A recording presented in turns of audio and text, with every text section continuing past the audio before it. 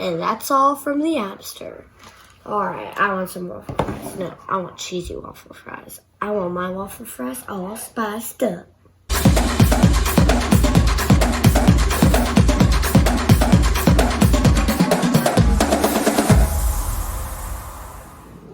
Well, welcome back to Porchbeers Cooking, and the App Store wants cheesy waffle fries, all spiced up. This was actually kind of an accident. I wanted something quick and easy to take over to a neighbor's house, and the kids said, hey, let's do some cheesy waffle fries. And I was like, let's just kick it up a notch.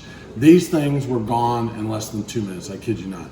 The other thing is you can use any type of fries you want, but I personally like the waffle fry because it actually is kind of like a tortilla chip in a way, and it holds the cheese and the bacon and the spices a lot better. So let's get cooking.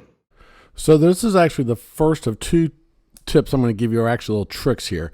But I actually take a separate bowl and mix the cheese and the bacon bits together. I find this actually helps the bacon bits kind of combine with the cheese when it melts versus putting the bacon bits directly on top of the cheese on the fries. So once you take the fries out, here's your little trick number 2. I use spray virgin olive oil. That actually acts like a glue. So now as I'm putting on the Roadhouse rub, it actually adheres to the fry a little bit better. And I've noticed I have less spices falling off as I do this. So it works out quite well. So you mix it in, and also be sure to season to taste, a little or a lot if you like. I like a little bit more. And then once you do that, you're going to add your cheese and bacon bit mixture to the top of this. Make sure you get a lot of cheese and bacon on it. No waffle stands alone. Make sure they're all cheesed and baconed up.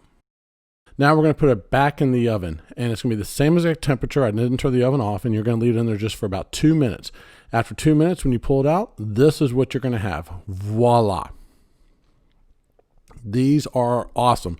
I'm telling you right now, this is a crowd favorite. I've actually learned that when I do them next time, I'm going to have to do 2 bags of waffle fries because they're gone that quick. Thanks again for watching Porchbeers Cooking. We hope you like this recipe.